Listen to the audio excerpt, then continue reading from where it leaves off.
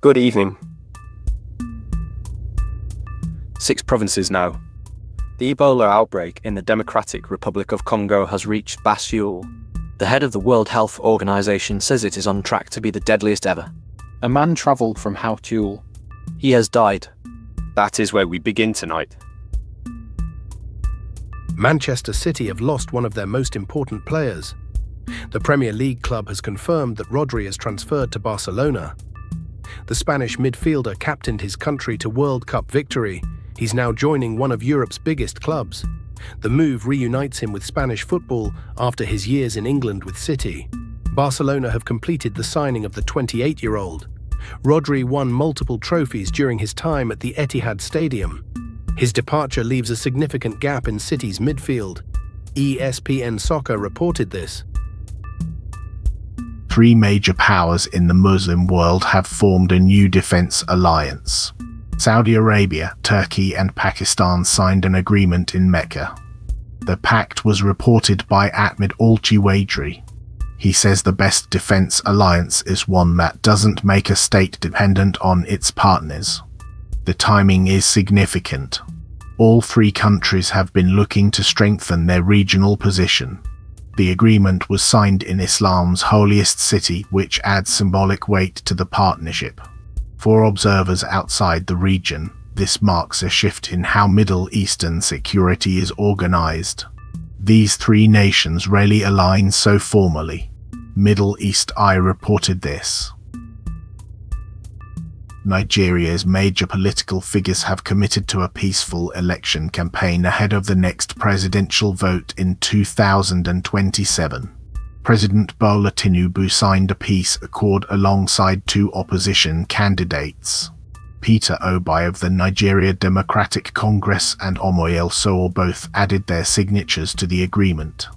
The accord is designed to prevent violence during the campaign period. Nigeria has seen electoral tensions in previous cycles. All 3 men are expected to contest the presidency when Nigerians go to the polls. The cable reported this. A woman convicted of killing relatives with a poisoned meal is appealing her conviction.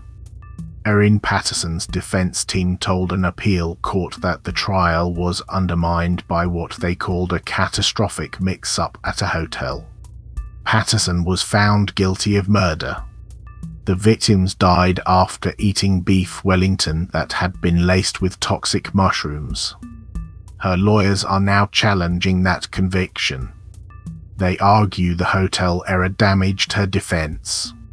The case attracted widespread attention because of the unusual method of killing.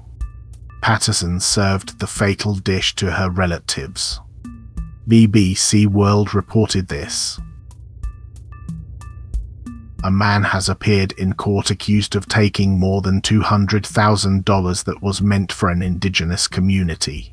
Larry Joe Woosop allegedly received the money as part of a deal with a mining company.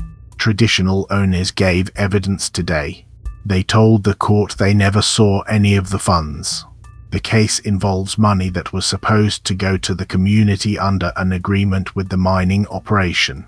ABC Australia just in reported this. Traditional owners say they never saw the money. Over $200,000 meant for them, now the subject of a fraud case. Across to sport now. Great Britain has named its Davis Cup team for a match against Ecuador in September. The squad includes Arthur Fery. He reached the semi-finals at Wimbledon this year. The Davis Cup is the premier international team competition in men's tennis. Nations compete in a knockout format throughout the season. Fery's selection follows his strong showing at the All England club. That performance marked a breakthrough moment in his career.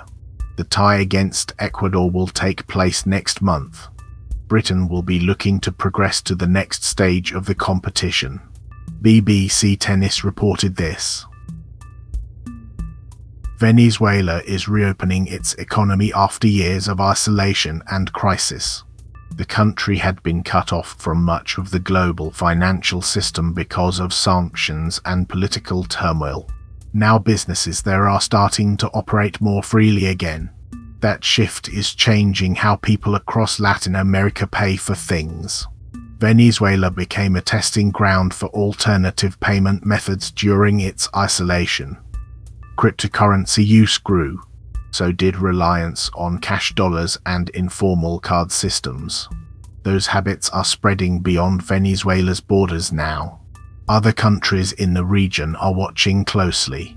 The payment methods that took hold there during hard times could reshape commerce across Latin America. What started as necessity in one country may become the new normal for its neighbors. MercoPress reported this. The draw has been made for the qualifying rounds of the CAF Women's Champions League. Ghana's representatives now know who they'll face in the WAFU B-Zone competition.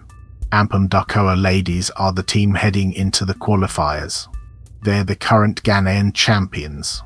The club is based in Techiman. The tournament will determine which West African sides advance to the main Champions League competition in 2026. Ghana FA reported this. Some of the world's most famous painters may have mixed an unusual ingredient into their work. A new study has found that old masters including Leonardo da Vinci, Sandro Botticelli and Rembrandt likely used proteins in their oil paintings. The protein came from egg yolk. Scientists say this addition would have changed how the paint behaved on canvas. The technique helps explain the distinctive qualities of Renaissance and Baroque masterpieces that have puzzled art historians for centuries. CNN World reported this. The Ebola outbreak in the Democratic Republic of the Congo has now reached a sixth province. A man has died in Basuele after traveling from Haut-Uele, where cases had already been confirmed.